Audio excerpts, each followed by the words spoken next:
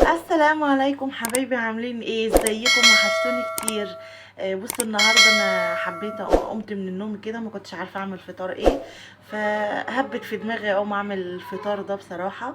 جبت هنا عيش عادي من بتاعنا اللي احنا بنجيبه من اي فرن، وفتحته كده حته زنططه بالسكينه، وحطيت بطاطس. كنت قلياها ومقطعه خيار وطماطم، وحطيت بطاطس وبعدين خيار وطماطم، وحطيت هنا مستردة وعليها كاتشب، وعندي كيس جبنة موتزاريلا دار عليه الزمن، كان مرمي في الفريزر، قلت اطلعه يا بت واستعمله.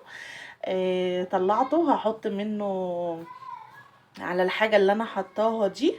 المهم لو وصلتوا معايا لهنا ما تنسوش تعملوا له متابعة واكسبلور وكومنتات حلوة بقى، وتصلوا على النبي كتير في الكومنتات بقى.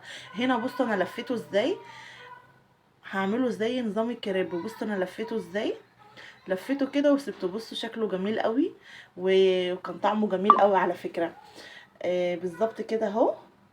وهسيبه بقى. ده اخر واحد بقى. بصوا انا عملت ايه، يعني غيرت برضه عشان ما يبقاش المنظر واحد.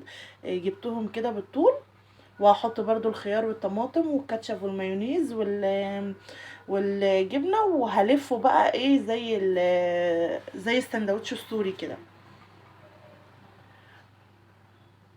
شايفين؟ لو وصلتوا لهنا صلوا على النبي في الكومنتات ما تنسوش. هنا حطيت الجبنه الموتزاريلا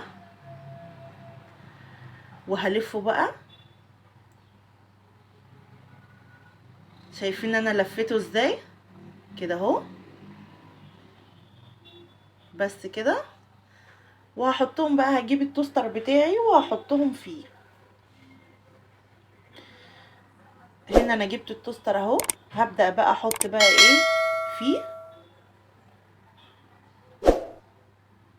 لو وصلتوا ما تنسوش تصلوا لي على النبي في الكومنتات، واكتبوا لي بقى تعليقات حلوه كده زيكم. ولو عايزين نجرب معاكم حاجه قولوا لي في التعليقات. كده انا هعملهم. ده كان منظر السندوتشات بعد ما طلعت معايا. بصراحه كان طعمها جميل، وتغيير، الواحد بيحب التغيير برضو في الفطار، مش على طول جبن جبن جبن يعني. الحمد لله على كل حال طبعا. وكده كانت السندوتشات خلصت معايا، وبألف هنا. اتفضلوا معايا. لو عجبكم الفيديو ما تنسوش تعملوا لي لايك.